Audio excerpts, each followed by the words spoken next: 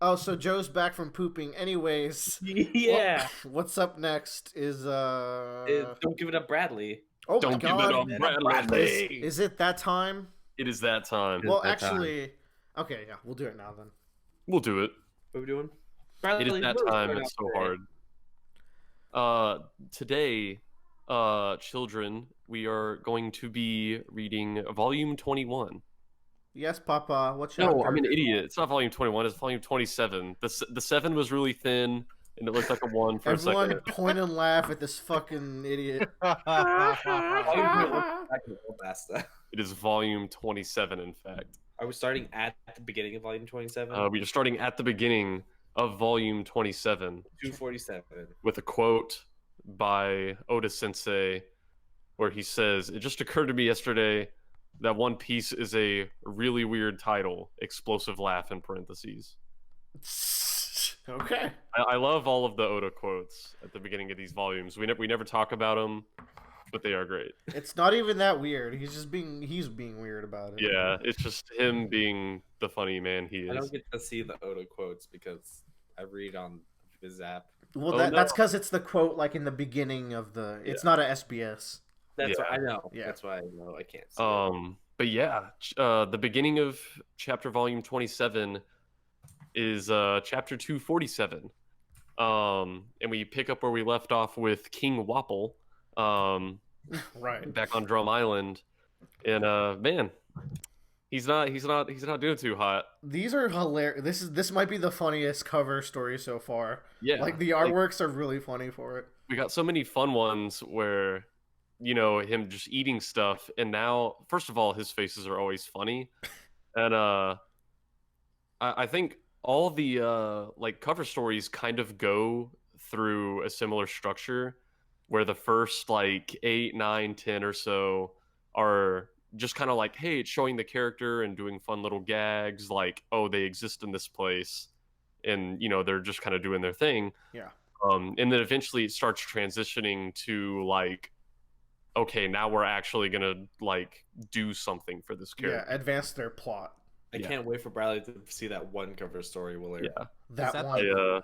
Hey, I'm Will, really is that- excited to see what we're gonna do with Wapple. Just from what I've seen in this volume, like just in this first cover story, we see he's really not in good shape, and people of Drum Island really do not like him right now. Understandably. Is he in Drum Island? No, he's in a different kingdom. They wouldn't I let him thought back. this was the Cherry Blossom Kingdom still. Okay, he No. probably ran off. Is he wearing the otter hood?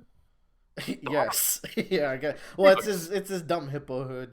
Okay, I thought he was still in the Cherry Blossom Kingdom because the snow was falling, No. but he could be somewhere else. This is the Snow Kingdom. I just made Okay. it up. Not The true. Snow It's Kingdom. the Freeze Flame Galaxy.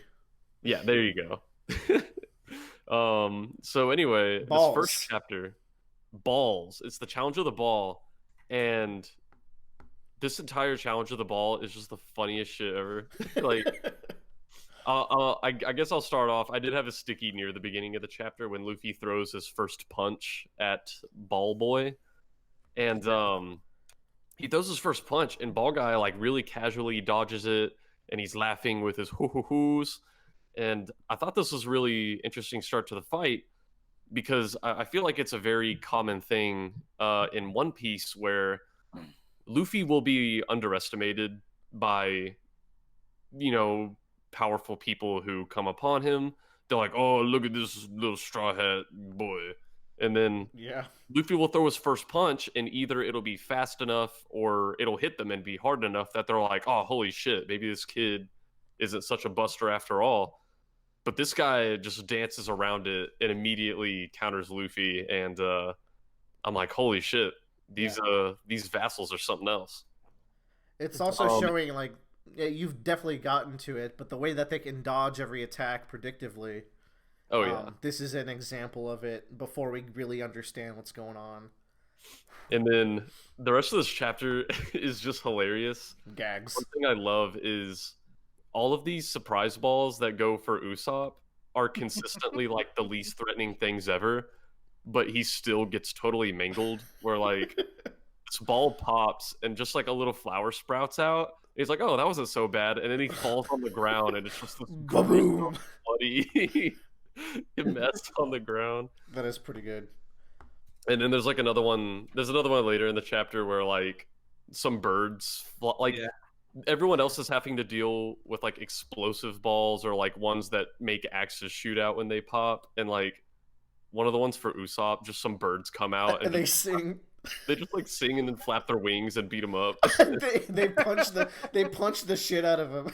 Yeah, and I don't know. It's just hilarious. And then we get these gags where like they keep getting really, really close to Oh. grabbing their ship, Uh-huh. and then they just do something really hilariously dumb and mess it up. Where like Usopp revealed a new invention where it's like a grappling hook that attaches to his belt, and he does a Tarzan swing over to the ship, and he's like, "Shit, I can't unhook it from my belt," and then he swings back to the where the fight is.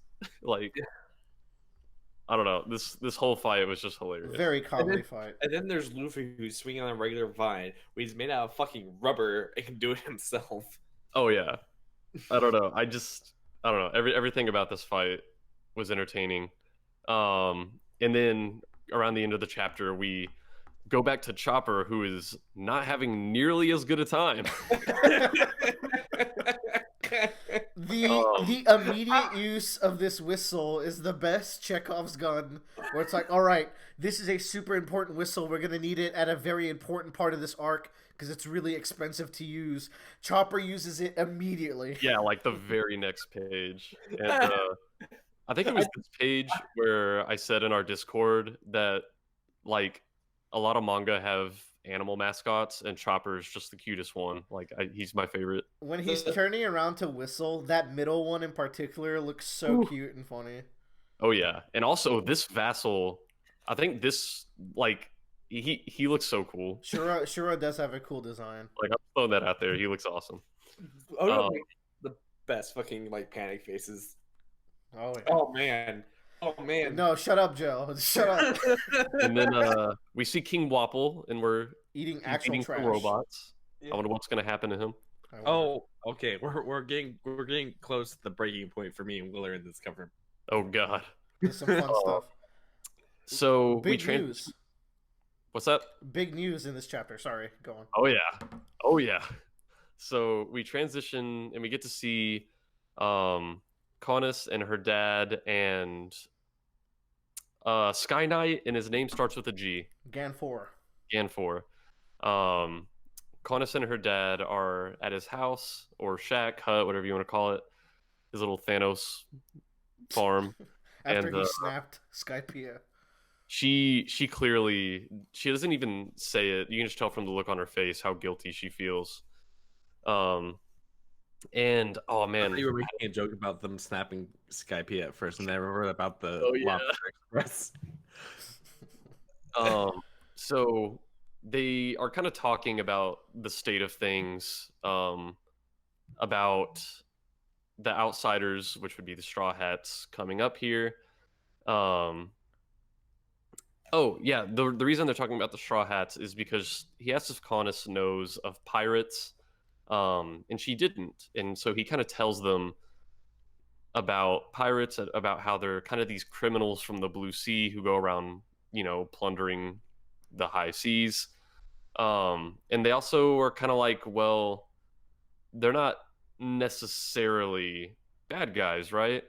And he's like, well, yeah, I mean, there's always going to be kind of exceptions to the rule, but I put a sticky on this panel where Gan4 is saying, I think I might just quote it word for word, where he says, it's all a matter of perspective. Those whose actions make them heroes in times of war might, under other circumstances, be branded as murderers. And it kind of got me thinking, I don't, this particular thought that I had when I read this, I don't know if it applies to any situations the Straw Hats have been in so far, but I'm going to be thinking about it in the future, where the Straw Hats do their best to do what they think is right. But I kind of have to wonder if there's going to be kind of any collateral damage or side effects of the things they do. Because like they're going to be, like we've already seen in Alabasta, some of the arcs of this story are going to be operating on like national or even like global scales maybe in the future. Mm-hmm. And it's tough to say if, you know, thrusting their hand into like national politics isn't going to hurt some other people while helping others. Yeah. Um, Even in Alabasta, just think of all the rebels that probably died in the conflict, like before they could stop it, you know. yeah. So it builds this idea that like there will be sacrifices and consequences as they keep going potentially. Yeah, it's just it's really good to kind of get this point of view where it's like, you know, we're always with the Straw Hats, and we root for them, and it's important to remember that One Piece is a moving world outside of the Straw Hats' point of view, and some people are gonna kind of feel the waves of their impacts in the world, so to speak. Yeah. But enough about that. I think the biggest takeaway from this, Bradley, from his statement, Yeah. is the perspective part, because you're gonna find that's a reoccurring theme and a reoccurring like plot point throughout the entirety of One Piece. It's the Oh, yeah. perspective of pirates. We've already seen it, right? Like Yeah, the but different types of pirates between like the Shank style pirates and like scummy pirates like Kuro and Krieg, you know.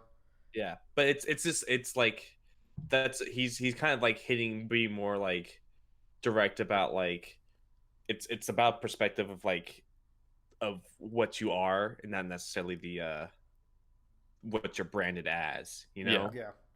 I knew Bradley would like this because it's a worm style theme. Hey.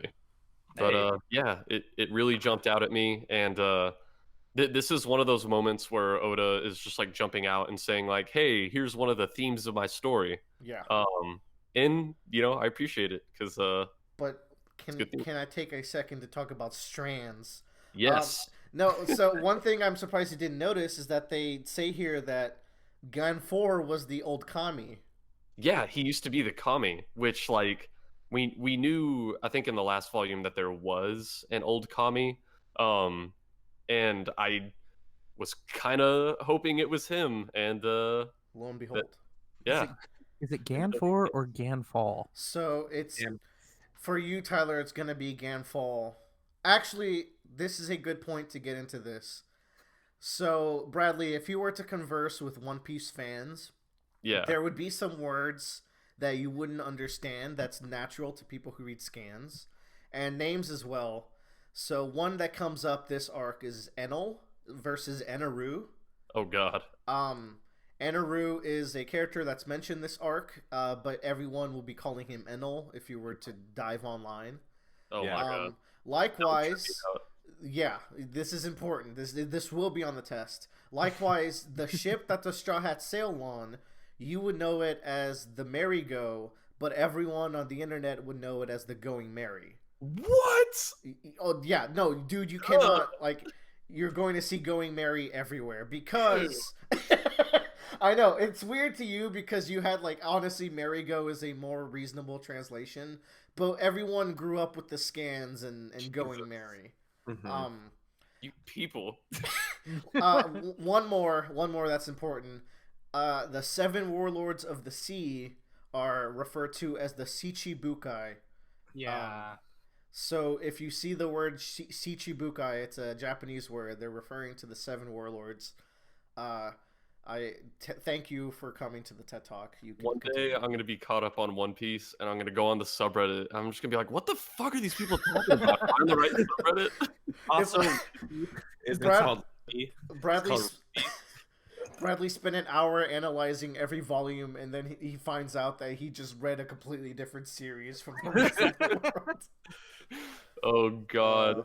I think the first time we encountered this was Solo and Zoro. probably that, and then there's also Logtown / Rouge Town Jesus. / Yeah, Loot Town. There's like 3 or 4 names for it. I don't know. Yeah. Oh, this is great. I love Whatever the this. hell it is. Oh, Going Merry. I need to drink some water. I was gonna say something, but then I realized that'd be ultra mega super spoilers. Joe, To, you like- should watch your mouth, boy.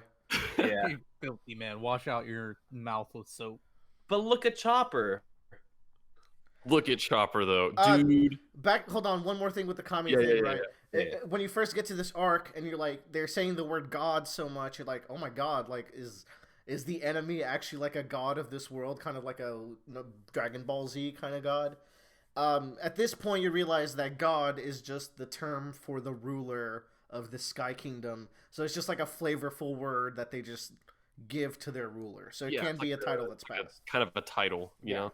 Now, I'm reading the lore a little bit, and I'm assuming since Bradley's read this whole chapter, we'll get into it. Mm-hmm. But I'd like to talk a little bit about the term God. Ooh. And this interesting character that we have. This is a very unique character for the entire One Piece series, I think. Genfor? Nope. Just Skypeia in general. Yeah. What you got for us? I like that Tyler's talking. I can't wait for us to be spoiled. Well, no, we're gonna let Bradley go on. Okay, And okay. then We'll I want to do one more thing here. Yeah. In that, so if I'm being honest here, Skypeia for me is like lower on my list of like arcs and like kind of sagas when it comes to One Piece, and I think part of it's not, but part of that for me is that there are a lot of names thrown around and aren't explained when they're said. Like they say Sandians right here, Bradley. Did you notice that? Yeah, I was noticing this when I was reading it. Like, there's a lot of not only names but also like terms like mantra that Vars. Or like farce. Vars Yeah, is a yeah, massive they're one. like these terms are thrown around like Yeah. out of volume before they're explained, which could, I mean, it could be worse. I will say on a reread, it's really cool because I know what it all means, and I'm like, oh Mhm. shit. Yeah, I'm sure it rewards rereads. Yeah.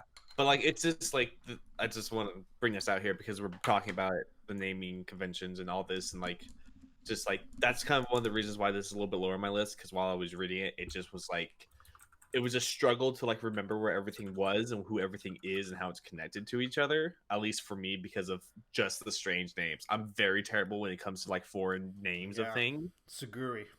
Yeah. One but like okay, I just thought I'd take that. one more thing. Jesus, we'll never get past this page. It's such a good chapter. Vars. If you talk to people online, they're gonna call it Verth. That Because makes so much more sense. yeah, well, whatever. Okay, Chopper's dying. Yeah, he's dying. I was about to comment on the Verth thing, but I would never get over it. So, yeah, we go back to Chopper under attack by Shura, the Sky Rider, who just looks fucking awesome. Cool. And like this is really good because I think it was at the end of the last volume where the other three left and Chopper realized like, holy shit, I'm actually the one in danger, and we're like, ha ha Yeah. ha, that's comedic. And then Chopper's like in real distress here, and Chopper's fucked. like he has to make a really tough call here where the mast of the the Going Merry, I'm sorry, the mast of the Merry Go is on fire, and thinking quick, he rips off the mast and throws it off so it won't catch the rest of the boat on fire. Right. And my first thought is like, oh my god, like what are the others? But especially what is Usopp gonna think when he sees that? Exactly, And later on yeah. we do get a really good moment where he kind of reacts to the boat. Because this arc, the Mary's taken some punches between writing that, the big geyser up here, and then also this people attacking the ship actively. It's very rare that people actually attack the ship directly. So it's The Merry Go as a character has really gotten to shine this Yeah. arc so far. definitely It's really cool. Then we kind of have several pages of Shura kind of taunting Chopper, where they clearly he's kind of taunting Chopper's cowardish nature, which we know Chopper can fight when he needs to. Mhm. But he's like, if you're not willing to sacrifice yourself, like, what the fuck are you even doing? And we eventually see that Chopper does kind of get over it. He kind of takes these words to heart, and he does try to protect the Merry Go and protect the Sky Knight. Mhm. Him protecting the Sky Knight is huge. Oh yeah, I just I don't know, I really liked just this kind of development we get within the course of a single chapter. This is a Yeah. big Chopper arc for me. There's a lot of cool Chopper stuff later on. Yeah, I feel like he's been getting more screen time, so to speak, in this volume than he was before. And it makes sense, right? Because we were so VV focused in Alabasta, and Jaya was very much a Luffy centered arc, with some Nami and Zoro in there. But I feel like this is a good chance for him to flesh out like Robin and Sanji and Chopper get a little more action this time. This is like the first arc in a long time where there's not someone that's directly related to the crew or on the boat that's kind of like the central focus, if that makes sense. Like we Yeah. had Vivi in the Alabasta arc, and like in the East Blue, basically every single character every arc was based on one character essentially. And the last time we've kind of had this was Luge Town, where it's more of the crew on this island and experiencing this island. It's Kind of thing. I've mentioned it before, right? But the big theme of adventure, like this arc is structured for maximum like fun but intense adventure. Mm-hmm. Robots. Yeah. Yeah. So Wapol ate this little robot, and now you can kind of see like his mouth kind of has like those little metal studs, and he spits out a cute robot. Wonder what's gonna happen to him. I wonder. Then we immediately go back into the fire with Chopper, and we find out that Shura is the string challenge Mm-hmm. vassal. And then we cut away to the Shandians, Yes. Yes. and this is one of the things. This is one of those things where we're gonna learn. There's like a lot of knowledge thrown around here that we're gonna find out about later in the volume, but we can clearly see that these people are very different than the other inhabitants of Skypeia, and they clearly don't have the reverence for the kami that the other inhabitants have. In fact, they want to kill the kami and his vassals. The big takeaway I feel like from this is that they're neutral. They hope that every party here kills themselves. It's more beneficial to them. They're neutral in a negative sense. Yeah. And then Wiper looks awesome. yeah, he's pretty sick. And then after that, we cut back to the fight, and Ganfor is impaled Rip. by Shura. Mhm. Holy shit. Holy shit. And then oh yeah, I think it's in the next chapter where Chopper dives in after him. But in the meantime, Wapol is making more he's making more cute robot toys, and these kids More are taking pancakes. liking to it. More, look at them go. Yeah, they're cute. With this Chopper saving him, I really like how he has to pump himself up to do it. He's definitely the kind of character like who wants to be brave and strong, but he's still like he's the youngest mentally Straw Hat. And like he hangs around with Usopp so much that he gets a little bit of his cowardice, I feel like, rubbed off on him. He's also a deer turned into a human, and not a human turned into a deer. So Yeah, that's true.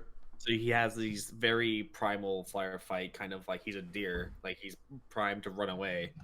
That's a good point, actually. I never realized that aspect of his character and like how it fits into his personality. But yeah, I really love these moments where Chopper's being brave, because there's a very noble quality to people like Luffy where they don't even have to think about it. They just immediately thrust themselves into danger for their friends. But on the like exact opposite side of the spectrum, there's also a noble quality to being like the kind of brave Chopper is, where he really has to work his way up to it. Like he's gonna do it, and he's terrified, but he's gonna jump in to save this man. Yeah.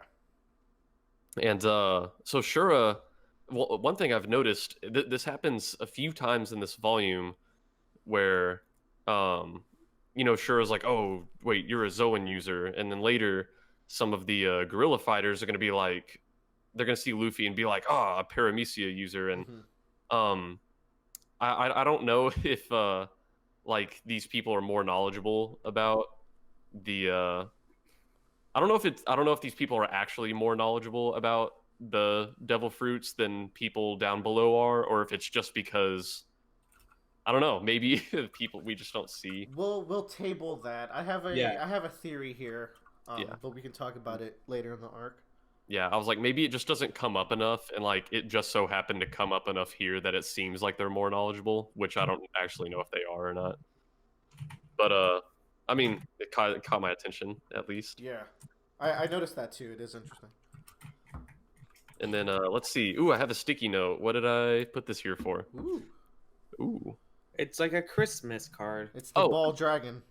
This is funny because well, it's not funny that Chopper dived into the river. That's really scary. But it's funny because Sure is like, unfortunately for them, this river does or no, he says unfortunately this river does have a bottom. And it's funny because like earlier I think it was in the last volume where Luffy's about to fall into a river and Sanji's like, be careful, Luffy, the river might not have a bottom. So like, oh fuck, what was I thinking? He's like, the river might not have a bottom, so you could like fall out and fall down to the land below. And so Shura here is saying, unfortunately for them, this river does have a bottom, so they're not going to fall out to the land below. They're going to hit rock bottom and they're going to stay there and they're going to drown. Yeah, it's actually worse that there's no bottom this time because they could have possibly landed to safety. So I don't know. I just thought it was funny considering like that was like a similar thing considered in the last volume. Irony. Dramatic irony. And then we finally jump back to the challenge of the ball, and it is freaking insane. There's the ball dragon, and the comedy kind of continues where Luffy messes with the ball dragon, and Ball Boy, I don't even know his name. Fuck, I hate this guy. What's his He's name? Ball Boy. Let me look him up. Hold on. Yeah, he's Bubble Boy. Bubble Man.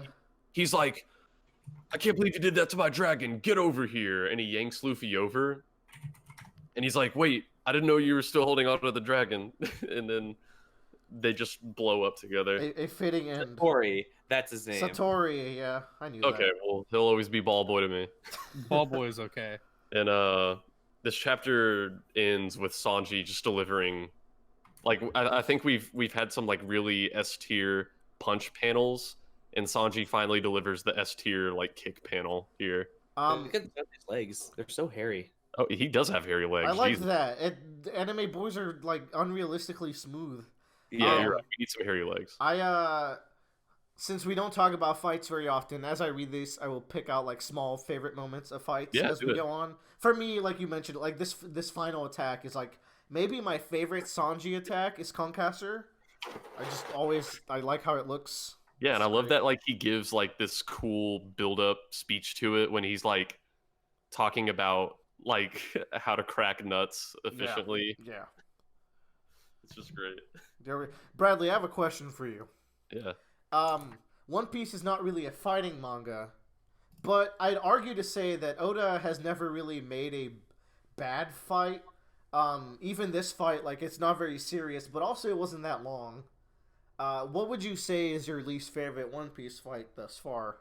My least favorite One Piece fight was against Don Krieg, and it's not really because of like the action. All the action in One Piece I've liked. With Don Krieg, it was more of a pacing deal where it's like, oh, I'm defeated. Never mind, I'm back. Oh, I'm defeated again. Oh, I'm back again. Wait, no, I'm back. I'm defeated. I'm back. It also doesn't help that Pearl is there forever, and Pearl has like then we had like the several. My pick would be Pearl. This is a goofy fight. I would say that like every One Piece fight from now on is at least like cool. Like I like Oda might not be the best at making like strategic like JoJo Hunter x Hunter style fights, but I feel like he makes really fun fights. So I think after East Blue, he kind of hammered out that kind of like Dragon Ball shtick where you need to have like your opponent keep going up in scale for your person to like master. Mm-hmm. And Oda's just like, well, why don't I just make another guy instead of just making the same guy do the same thing again and again? I'll just have this guy lose, and then the next guy can just do the thing that guy was going to do or whatever, you know? I don't know what you're talking about. Like, like instead of having multiple forms for one dude that he does different things Gotcha. at, Yeah, he introduces new characters, and right? yeah, And his it feels a skills. lot better pacing wise because you feel more successful when you Man. get to the end of being the Next guy. next arc has the best mini boss. Yeah. Really good Yeah. shit. I really like that. At least with these fights, like I think Oda now has a good intuition on how much time he should spend on each of these guys. Because, like, you know, with Bellamy, it's like, okay, you know, we saw what he can do. Then Luffy ends the fight, and this guy, for such a powerful opponent, it was actually a relatively short fight. Yeah, Because he's not the one that matters. indeed. Uh, I want to mention Aiza is really cute. I like her. Yeah, she's awesome. The Right now, Indian girl. Yeah. Yeah, she's great. They mention here that they're talking about her mantra here in after the fight in 251. Yeah, and I thought it was interesting. This is something that even at the end of this volume, I think I get more hints at what it is, but I don't entirely know what it is. And it's not something unique to her. Like other people have this mantra Yeah. thing or their own. And a mantra is supposed to be like a chant, kind of, right? That's not what it would be referring to here. Okay, yeah. Do you have any like speculations? Yeah, I was thinking about it, and they talk about it more like it's a thing rather than a technique. So I don't know if it's an object or some kind of. I mean, it could even be some kind of spirit energy. I don't know. I think it's interesting that they're able to kind of use this mantra, whatever it is, to tell what's going on in places further away. Mm-hmm. So I don't know. Whatever it is, it's probably cool. We'll table it. It's definitely gonna come back, and it's important to the arc. Yeah. You know what else is important to the arc is Wapple opening a little toy store, and I love Lemonade Stand toy store. Yeah, and like I just love how much info this particular one gives off because Yeah. like you see at first they cost like 1,000,000 berries, and then each individual O has like an X on it, like Yeah. he was decreasing the price more and more, and he's like, "Fuck it, 50 berries." Just take them. Yeah, just take it. God, this cover arc's so good. One berry. So at the start of the next chapter, we go back to the Shandians, and yeah, and so this is like the mantra, like you were talking about. She's able to tell that like how many people there were and whether they're out of commission and like around what time that happened. So yeah, I'm interested to see what this mantra deal is, but because of the information they gather, they are ready to make their move against the Kami and his vassals. Yeah, what we understand here is that they've been waiting for an opportunity to strike for a long time, and they're immediately taking it. Oh So yeah. you get the idea that like they're battled, hardened warriors who were just waiting for the right chance to strike. Yeah, and kind of like I think Joe was saying earlier, we eventually find out these guys are like extremely aggressively neutral in a dangerous way where they're only able to start making these strikes because of what the Straw Hats have done, but that doesn't change the fact that they're going to attack the Straw Hats. Yeah, for sure. Yeah, I think he explicitly says like something to the degree of the enemy of my enemy is not my friend or something. Yeah, Or enemy of just my like a enemy, creature still of my both. enemy, kind of thing. The Luffy and the boys leave the challenge of the ball. We're done with that. We don't need it anymore. So Nami sees something. I think this is the first time we've seen them in a little while because they left Chopper. We had like a brief like page, but nothing else was really kind of said other than they were like looking around for things. And Nami saw something. I wonder what she saw. I think we'll find that out later. I think we will. And then we kind of move over to. We kind of jump right into some really fast-paced, explosive vassal versus guerrilla fighter action. Yeah, this shit is wild. Like, it is so suddenly like high octane. I was really taken off guard when I saw this. I was like, what the fuck? And I think it's interesting. I think it feeds more into like this idea that like these guys are savages, like not actual like they got a civilization of their own, but the speed at which they escalate into huge combat, I think goes to speak a lot about their tribe. Yeah. They say, "I won't hesitate, bitch."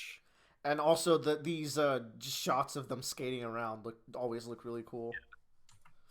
So we see that Chopper and Ganfor were rescued, and I don't think it shows it right now. They were saved by Southbirds, right? Yeah, and he says Joe like the Southbird say, so that's your hint. Oh, okay. Yeah. Yeah. Oh man, you know what? I should have caught that. I think Indeed. Oda saved that reveal because at this point we don't know that Skypeia is part of Jaya yet. Yeah. So this is just kind of like a hint for the people who get the Joe, probably. And then, you know, following the Skybird rescue, they, you know, immediately are, well, yeah, you know what? Right after the Skybird thing, or the Southbird, what's wrong with me? Yeah. They find out that, yeah, this was part of Jaya, which, like, I did not see coming at all, actually.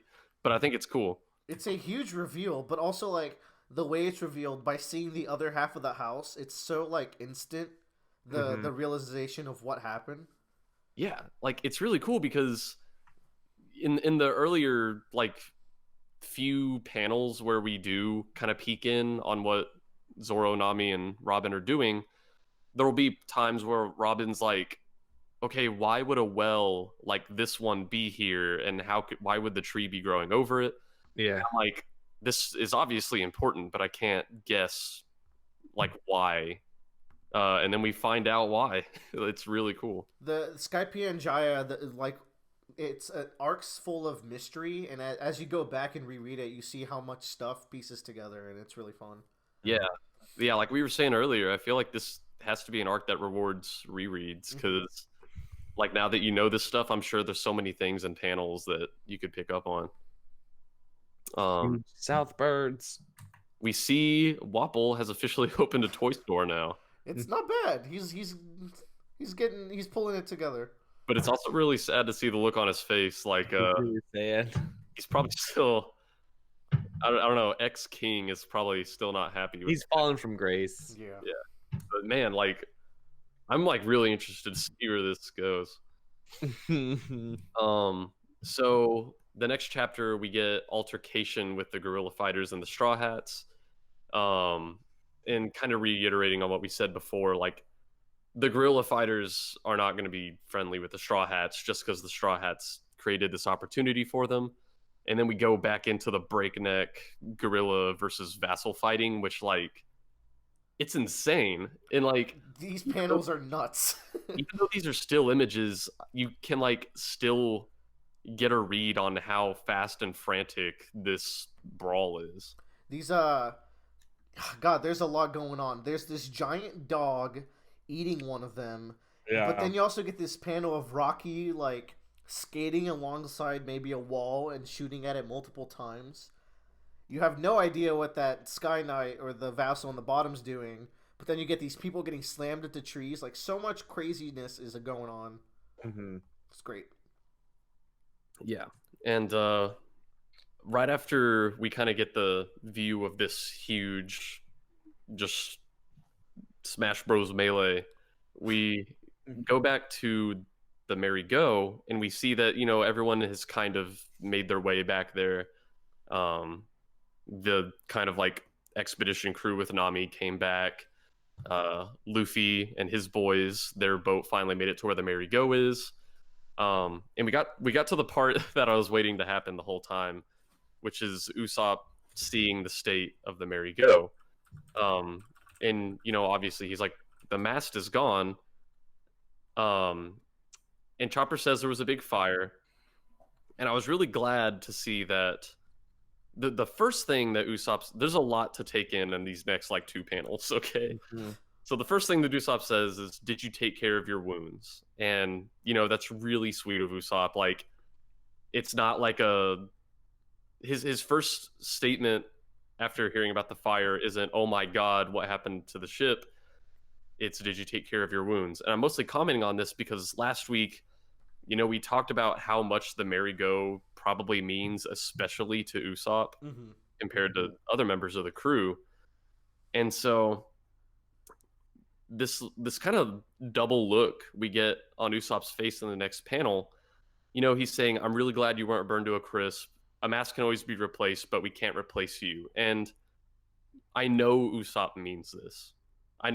We know that he believes that, but at the same time, in his shoes, he would still be really hurt about what happened to the merry-go. And you can kind of see that whenever he's saying this to Chopper, he has that happy look on his face, like, no, it's fine. We wouldn't be able to replace you. But I mean, I think this like other look on his face is, he's still kind of hurt about the fact that the merry-go got broken a little bit. Yeah. I think that's what Oda's trying to portray there. I don't know. I just there's a lot to take in for these few panels for me. I just really liked it. This is an interesting moment for Usopp, I think, which happened. We see sides of this later on, and I forgot this happened, but that's interesting that he says he obviously cares more about Chopper than going merry. But if you ever let the ship get hurt again, Chopper, I'm gonna beat your We're gonna ass. cook your ass. That is essentially. It's really cool, and I like moments when Usopp's mature like this. Yeah, like he's really come such a long way. He's easily the least mature Straw Hat, but like it makes the moments where he is mature all the better. Yeah, like you think about the like, I think about how like shitty I was to Usopp back whenever I first met him in the story, because he really was like little shithead, grown like he was like shithead dude who hangs around with this gang of kids and tells lies and shoots stuff with a slingshot. But I mean, he's become a man. He's getting there. You heard it here first. Usopp is a man. You heard it. Bradley approved. Bradley seal of approval for mandom. And then kind of once we turn the page one or two times, we get another one of these shots that we've done it a couple times in Skypeia so far, where we get to see like all 7 of the characters like side by side getting their reactions to a certain situation. And we talked about this last week, and I think we were saying a big part of it is like, one, like we have a lot more characters now than we had 20 volumes ago, and it's good to kind of show them as a unit. It's good to get them all on one page sometimes, and also just like it's really good to know what all of our characters think about their current situation, like just to kind of get us up to speed and anchor us. Probably I have a lot to say about these 2 pages. Definitely there's like overwhelming amount of like awesome spreads of every character getting to say something. Oh yeah. In the page before that, you get that double conversation where Zoro, Sanji, and Chopper are having a conversation on the bottom of the page, but the other 4 Straw Hats are having a conversation on the top half of that panel, and time moves linearly as you move from right to left. Oda loves doing that kind of stuff, and I always love seeing panels like that. Yeah, it's cool. It's not like a snapshot. It's like you said, like time is moving as you move your eyes through the image, and like just the way it's laid out, you can kind of feel like you're there because you can see the whole scene, and it's like there are these 2 conversations going on at the same time, no matter which one you're listening to. Mm-hmm. You just feel like you're there. And it's like it's all in the same panel, so you still get the sense of togetherness, even though there's 2 conversations. It's just really efficient use of space. Yeah, Oda is a god. My other thing is in that thing where we get to see all of their reactions. This is a rare time where like basically everyone but Usopp and a little bit of Chopper, they're all so down for the same goal. Like everyone is really into the adventure they're about to get into, which is just a really good feeling after how serious the last arc was, how many stakes there were emotionally.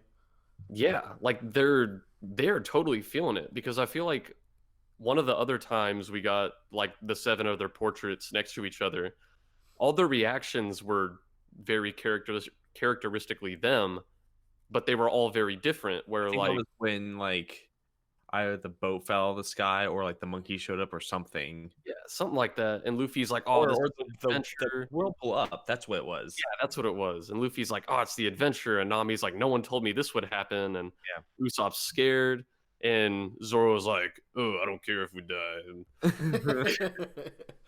I and have I don't to know, like this one, like, what they're going to do, getting this gold, it is like the classic pirate adventure. Like, this is the most pirate thing ever, and they're like, Definitely. "Fuck yeah, let's get this gold." Yeah, Let's get this bread, fam. I mentioned it before, but like this is the first arc where it's focused on the Straw Hats. Like the Straw Hats really don't have an exterior motivation to be here at Skypeia other than the fact that they want to be here. Yeah, Like- they just wanted to come here. Yeah. It is so cool. What's the next sticky we got, Bradley? Also on that same page, I put a sticky on Luffy's abs because Oda's really doubling down on the Luffy abs this And arc. you're doubling down on looking, huh? Oh yeah, Oh, boy. yeah, boy. Chapter's called Vars, which I got to it and like I was like, man, I'm ready to find out what the fuck Vars means. You didn't find out. I know, and like we find out before the end of this volume, but I was like, god damn it. Also, Wapple's toy shop, man, Yeah. he's probably rolling in the dough, huh? Yeah. People like that Nessie doll. It's really interesting. So we turn the page, and what's happening here? It's a lot of Straw Hats kind of planning their journey for the next day, Mm-hmm. and we get a.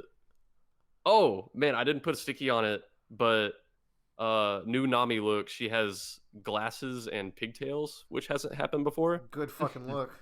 It is a good fucking look. Nami with glasses. You heard it here first. Daddy bad.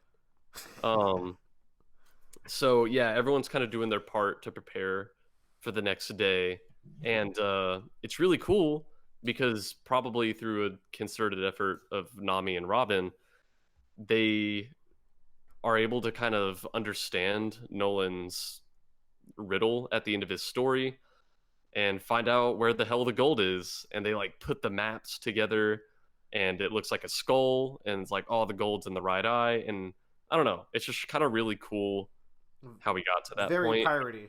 Yeah, and I'm sure yeah, it's like it's really just classic pirate stuff. And it's another thing where I'm sure like if we go back to where we first heard Nolan's story, this would be another one of those things where it's like, oh, I know what he meant now. Mm-hmm. So, I don't know. I just Talking really about the fire map. Yeah. Yeah. It's Nolan mentions in the tale because he talks about how like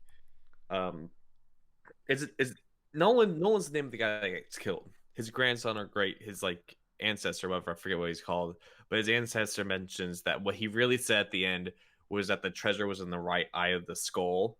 yeah. And so like you can see it right there. Anyways, yeah, it's a very like classic Treasure Island kind of pirate feeling to this whole scenario. Yeah. It's really cool. Wee woo, And, wee woo. Top 10 One Piece pages coming up. Boy. I This adore one with them just having a fucking blast dancing around the bonfire. that page is so emblematic of the Straw Hats and this arc. I adore this page.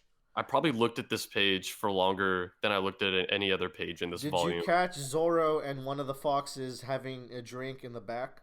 Yeah, they're just like kind of chilling, doing their own thing, which like, you know, there's always going to be one guy at the party just, you know, kind of vibing. Even better, even Sanji and Nami are getting in on the drunken fun, and Robin gets to look at like she's just having a really good time. just Yeah, being like here. she has like a kind of like behind 3/4 view, and which mostly masks her face, but you can't hide that smile, Robin. You She's can't. definitely smiling. I mean, we see her explicitly smiling as well. Yeah. Oh yeah, you know what? I was looking at the actually cool page. But the whole page is cool. And then of course all the wolves are also super into it. It's just I love it. Yeah, I looked at this page for a long time. It's just so cool. This is also a good kind of Oda. Whenever Oda does these kind of very long One Island arcs, sometimes he has these moments of where you have to break up the high tension parts, and this is one of those times where like, all right, we're gonna come to a point. This is our point now where we can call it like almost like a break. Act breaks. Yes, in terms of like what's happening in the story. So this is definitely like a pause. We're gonna take a nice little breather here, and then we're gonna move on to the stuff again. Yeah. Where are we going next, Bradley? Well, we turn the page, and Gan 4 has woken up, and he walks out to the party, and he picks up some dirt, and he's like, "We call this Vars," and I'm like, "Yes, I'm gonna find out what Vars is." And then I turn the page, and we're somewhere else.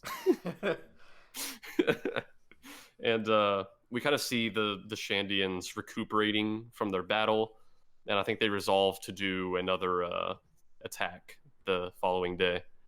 So we're really gearing up for like one of these climactic battles, and I feel like One Piece does a really good job of like letting you know when a big battle is coming without explicitly saying it.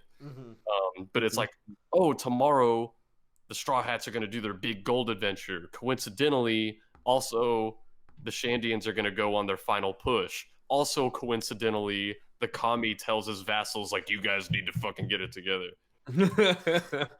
I wonder what's gonna happen. I wonder what's gonna happen to them. Dude, also the cover art for chapter 254 is so fucking cool. Yeah. They're like in this like World War II-esque shit. I don't know what this is. I like Chopper. I like Yeah. his helmet with a hat. God, on. it's really cool looking. I really like it. Just casually riding on the pig in the battle. This next chapter has some real ass shit. Yeah, we got some real shit going down. Oh yes, we got some major shit here. Yeah, we Usopp witnesses someone fixing the ship late at night. We're gonna find out more about that later. Mysterious. And then we're finally gonna get to meet the freaking Kami, the three remaining vassals. That is. Yeah. They go up to the Kami's domain, and we find out like what the challenges of the other two are, Ohm and Gedatsu. Because I think I would have been able to guess that Ohm was the Iron Challenge because of his sword, but it's nice to be sure. I don't know. I just felt like I had to comment on that. Ohm looks dope. I like these designs. I just don't like Ballman. Yeah. The other three are really cool. Even this guy without a neck looks cooler than Ballman. He Yeah. looks like a priest, if anything. Ballman just looks like a ball. I'll say. And then like Oh man. Man. so man, like at the beginning of this Don't Give It Up Bradley segment, I think like the first sticky I had was showing like how much Ballboy was able to like BTFO Luffy at first. And then we see Kami Elno. What's the name that people call him? NL. NL, Elmo, whatever. Elmo. Kami Ineru. He just totally fucks these three vassals up, and then he lays there casually, and he's like, "Did somebody say Kami?" And I think he looks really cool and dreamy. He's based on Eminem, Oda said. No way. Yeah. That's awesome. He's also got Sasuke's curse mark all over the place. They're called Tomoes. Get it right. Curse Aw. Sasuke. Man, that's really cool that he's Eminem. Yeah, he's the real Slim Shady. Could you imagine if they actually did a full One Piece like live action? Then you got Eminem to play it. Yeah, they got the red Eminem to play him, Yeah.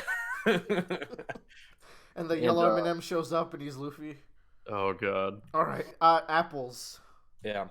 So this is really cool because I think it was earlier this volume. We didn't talk about it when it happened, but I think it was Shura talking to Chopper, and he kind of explained like the only reason all four vassals didn't just like immediately pounce on the Straw Hats is that the Kami kind of has rules, and like each one of them is supposed to stick to a certain domain within the island, I think.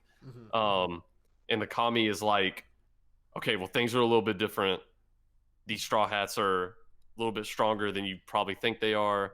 The Shandians are making moves, and he lifts these restrictions from the vassals. So I'm like, holy shit. So it's go time. Yeah. And yeah, he eats an apple. Which that means he's God imagery. if he eats an apple, that means he's a god of death, because gods of death love apples. There Did you go. know? Did you know? Did you know gods of death love apples? Strand is a funny word. I hope everyone gets the reference. What's happening? I'm just kidding. Keep going. So we go back to the merry-go, and it's really fixed. Kind of looks like shit, but hey, it's fixed. It's floatable. It's yeah, it can float.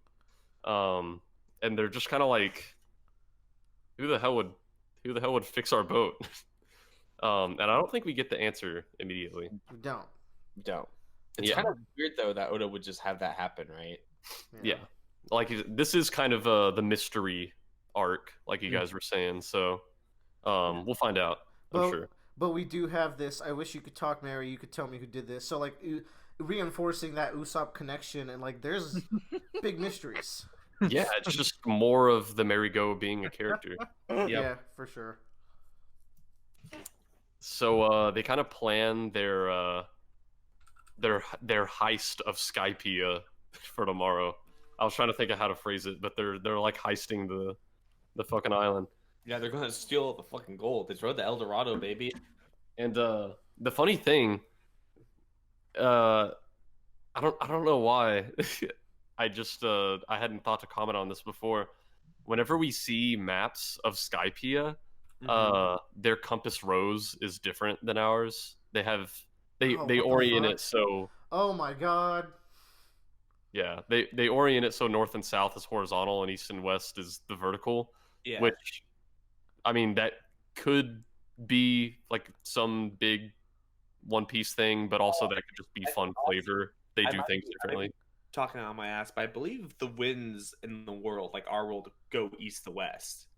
You know? So if you're on a cloud and you're going east to west, it makes sense that that's like your forward and backwards direction. Ooh. I thought it was something with the orientation in regards to the bigger Jaya map, but I could be wrong. I mean, it's also there to hide the fact that it's the top of a skull head for the Jaya map. Like that's kind of like the Oda way of like hiding that from you. Oh yeah, that could be Hey, a thing. real talk though, they're splitting up into groups. This top group is fucking unbalanced. Yeah. They got Usopp, Nami, Pierre, and Sanji. So basically, Sanji's gonna carry the whole fucking group. You have a bunch of tech weirdos. You have your entire support in the top group, and all of your powerhouses in the bottom group. Not to mention, 3 of them will probably run from a fight as soon as it starts. Yeah. And Sanji's so fucking horny, he'll just bleed out somewhere. Yeah. I feel like the way this went off screen was Sanji said, "Okay, gang, let's split up. I'll go with Daphne." He probably went Robin, Nami here with me. Everyone else. Jesus. Yeah. But I don't know. I'm Nicely. glad. I'm excited to see how this turns out. On the Wapple side of things, we see that Science Man is like, "Oh my god, this is the most advanced toy I've ever seen." You're not wrong. You're not wrong. It is kind of impressive. Wapple can like spit out these really cool toys. Yeah. Oh my god, I have a sticky note. So we turn the page to enter chapter 255. Oh, man. This fucking thing. Holy shit, we're on chapter 255. I know. Yeah. Good job, buddy. You're doing it. It just now hit me. You're like a fourth of the way there. So 100 chapters later, Bradley, and you'll be able to read. Said you've read one chapter of One Piece for every day of the year. oh my god. And then I'll reach a point where it's 2 chapters for every day of the year. And then then I don't know. Maybe before One Piece is over, 3 chapters. Impossible. So it's really fun. They've kind of begun their expedition, and at the bottom of this one page, Robin says, "Luffy, are you that eager for danger?" Like, she says this because he was like talking about like, "Oh man, I wish we got to fuck up more of the vassals," and so she says, "Are you that eager for danger?" And when I turned the page, I found out why. You know, we see this giant snake. Yeah. But before I turned the page, I went into literary analysis English class mode, and I was kind of thinking like, Robin's actually kind of been at the pirate game, so to speak, for a lot longer than Luffy. Than all of them. Probably been around a lot less good people, and she's probably seen a lot more destruction. And Luffy usually really is pretty eager for danger, and I kind of want to keep a lookout in the future if him being an eager for danger is going to put, him or his loved ones in danger. I want to point out this character trait about Zoro. Yeah. It's been prevalent since pretty early in the series, but this is the point where Oda is really bringing it out. Zoro's getting lost here in these woods. That's all you really need to know for now, but just keep that in mind. Also, Bradley, do you remember, I think it was like 2 talks ago, I talked about a character trait that Robin has when it comes to talking to people and how they address them. Yeah, where she'll make differences between like calling people by their names and like their title. Oh shit! And here she is calling him Luffy. Yes. Ooh. Well, look at that. Like she didn't say Captain. No. She said Luffy. And I don't think she's hasn't addressed anyone else yet throughout the entirety of this, like directly again. Like it's like she's only addressed like Nami as Navigator, and she's only addressed Luffy as Luffy. She hasn't talked to anyone else, but like it's just one of those things that just keep looking out for that. Yeah, I'm really excited to see what we do with Robin's character. Like I feel like he can go a lot of places with her. And I am too. Yeah, I'm sure. So yeah, big snake boy. Mm-hmm. Get ready for Vor. And then we go back to Nami. I fucking hate the snake. We finally get to learn like a lot more history of the land, where Ganfor's like, look, 6 years ago I was the kami, and then he even like confirms their rightful suspicion that Skypeia was once part of Jaya.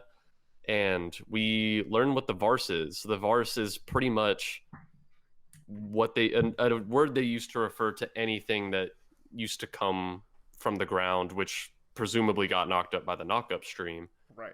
And the reason they kind of revered these things is because they were so rare and kind of otherworldly, because they came from the Blue Sea. And people would just kind of like really treasure these things because of their rarity. So whenever a whole island came up from below, it was like the Vars Island, and they're immediately everyone's like, this is holy ground. This is fucking holy ground.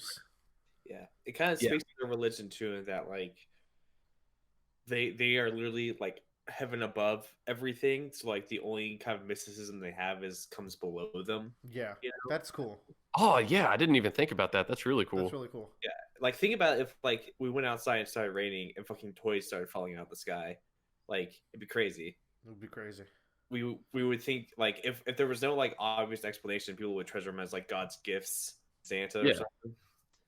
Yeah, that's really cool how it's flip flopped for these people. That's Joe. That's cool. Good catch, Joe. Dun, dun. And so we also kind of find out what the deal with the guerrilla fighters, the Shandians, is that they were like these original inhabitants of Jaya like 400 years ago, and the Sky People. I don't know. Are you allowed to call them Sky People? I don't know. Bradley, dude. Wow. That's insensitive. I'm sorry, this ends the Roundabout cast. We've had a great run. I'll cut it. I'll cut that out. It's cool. There you go. Yeah, we don't want to get taken down. The Vars Island, this new holy ground, shoots up into the air, and because of its, value to the Sky People, they want to conquer it, and they just kind of kick the Shandians out, and they have not really gotten used to it. Yeah, remember that perspective talk they were talking about at the beginning? Yeah. Oh man. Funny you should say that again. For here's what I'm thinking. Man, yeah. It like really though, it's crazy because the Sky People are probably just like, oh well, like he admits that now in retrospect they were greedy, but to them it was like this was like a holy land that was sent to them, and there's these savages on it. It's like, oh, we're gonna take it from the We're savages. better than them. Huh. I wonder what this is an analogy to in our real Yeah. world, potentially. No, nothing like that could have ever happened in real Yeah. life. No. But Yeah, yeah, hate to see it. Anyway. one of my favorites in this arc because there is this kind of like this like you can kind of see that we've met a character that has come to the end of his character arc basically and has fallen out of grace, not because of it, but like from his fall of grace he's learned from it kind of deal.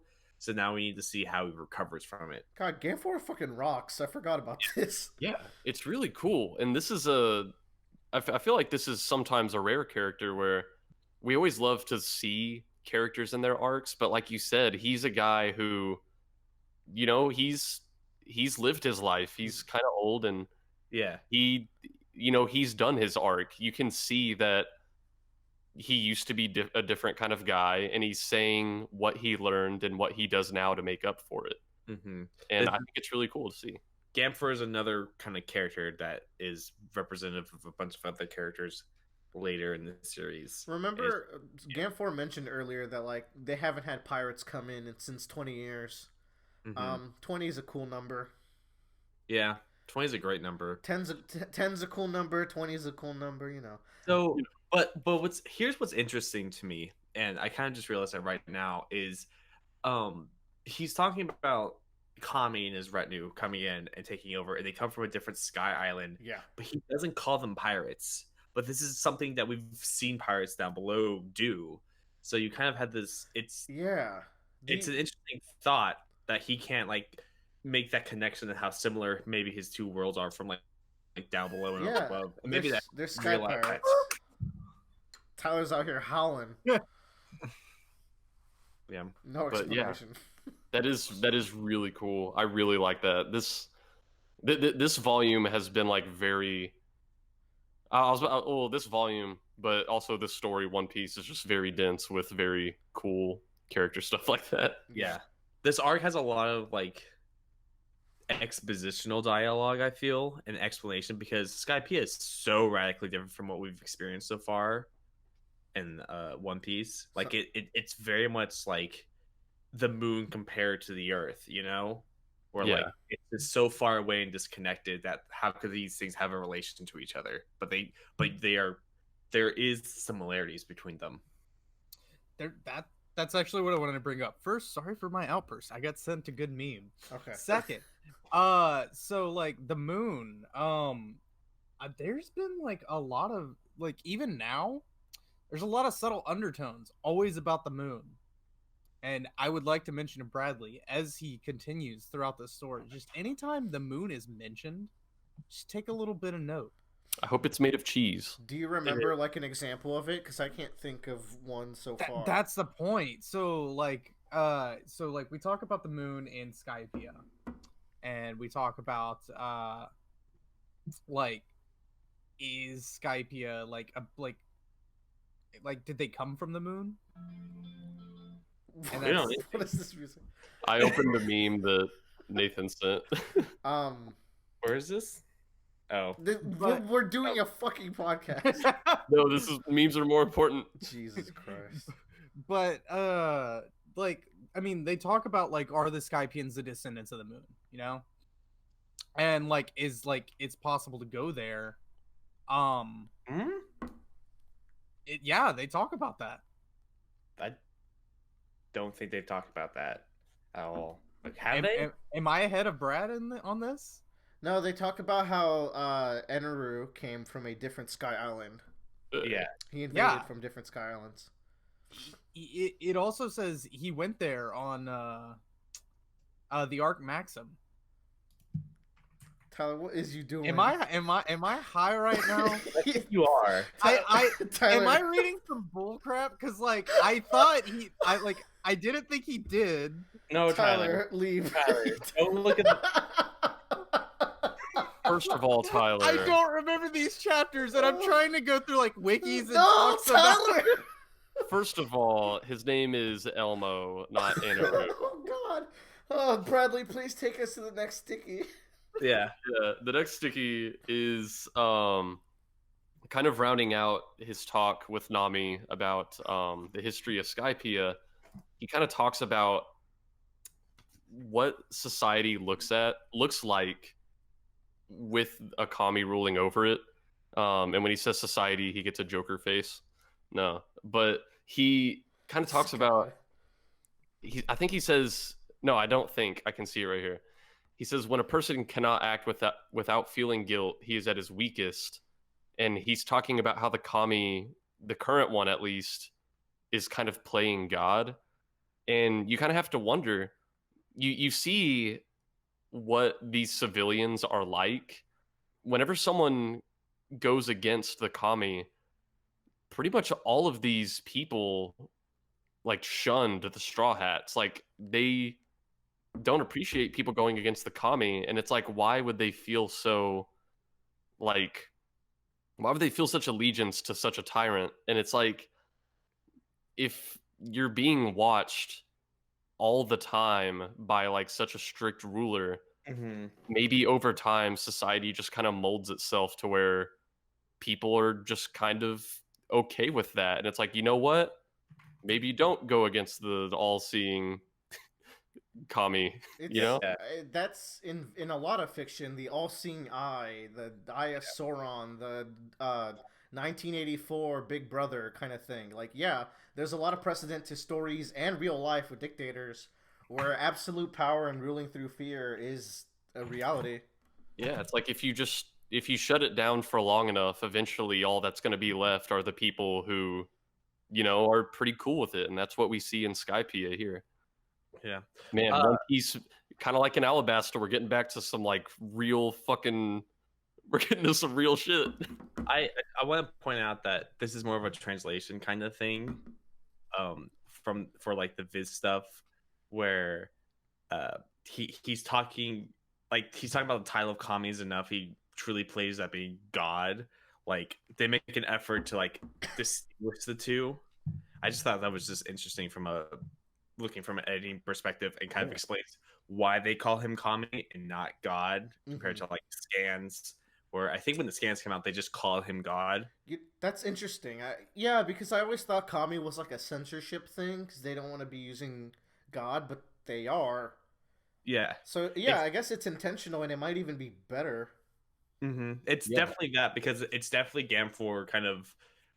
Gamfor's big arc is that you're not a ruler forever kind of thing, as he explains about him getting kicked out and shit. So like he's like, I can see like the folly in this ruler right now, and like he's powerful enough to hold it kind of deal, and why he's getting away from it, and it's gone to his head. I just thought it was interesting because of editing reasons and like translations, why sometimes we don't call things literally those things because they mean actually something else in context. Yeah. I haven't said it before, but like I really freaking appreciate the people who translated One Piece to English, at least these official ones, because like it's already probably pretty hard to translate maybe some of these like wordplay jokes over to English. I couldn't even imagine doing that. Yeah. They do a really good job at translating like a lot of this humor. Like, Bradley, what was that joke where they're talking about the bonfire and they're like laughing at Robin? I couldn't understand that at all. Like, I'm sure I don't want to flip back and find it right now. It felt like a Japanese pun kind of thing. Yeah, there's just like a lot of really good dialogue, and I feel like they have to have good translators, and kind of like what you were saying, like different words are going to have different connotations, and like I don't know, like like making the choice to use one of these words rather than the other one can really impact how you read a sentence. So I definitely think they definitely stepped up from the East Blue translations. They're really good at this point. Well, it definitely, like during the East Blue, like that's when 4Kids and whatever was going on. So now they're like, oh, that's done. Let's we can continue moving forward with it, trying not to be so censorship heavy. Kind of like Naruto Funimation anime that I've been watching. Like, there's definitely a shift in translation, editing, and so forth. They're like, oh, they're a lot more harsh now. But yeah, moving on. And then the next few pages are the crew beating the shit out of a giant snake, and the snake. Robin's fruit continues to be the fucking coolest because she makes like a rope to swing on out of arms that are extending out of each other, Yeah. which probably looks and feels really gross, but it's so cool. It feels like hands, I'm sure. Yeah, They're not like goopy arms. You know me, dog. I hate human skin, dog. Yeah, I guess so. No, but You like it's that? just so cool. I was And then, gonna say you like fursuits, but listen, that's not true. People on the internet, this is a joke. It's not true. Forget about it. Forget about it. And then this volume ends with the crew all separated, Chopper looks hilarious. and Bro, and his arrogance. it's kind of one of those things where you were talking about Zoro and a sense of direction, and like I remember when I read this panel, Zoro was like so sure. He's like, oh well, I mean this is easy. I just go right. And whenever I read that, I was like, I don't believe for a second that he's going the actual correct direction. He's not. He'll find himself back in Jaya if he keeps going right. Everybody buy Nisekoi. Don't. Nisekoi's trash, apparently. Yeah, all I know is it's like it has a description. It's super generic rom-com. It's rom-com where they're kids of Yakuza bosses? Question mark. Fuck. Anyways, everybody read Yakuza Family. Actually, don't. And then everybody read One Piece. Tyler posted us a really cool picture No. of No. Mary Go with tits and No. ass. No.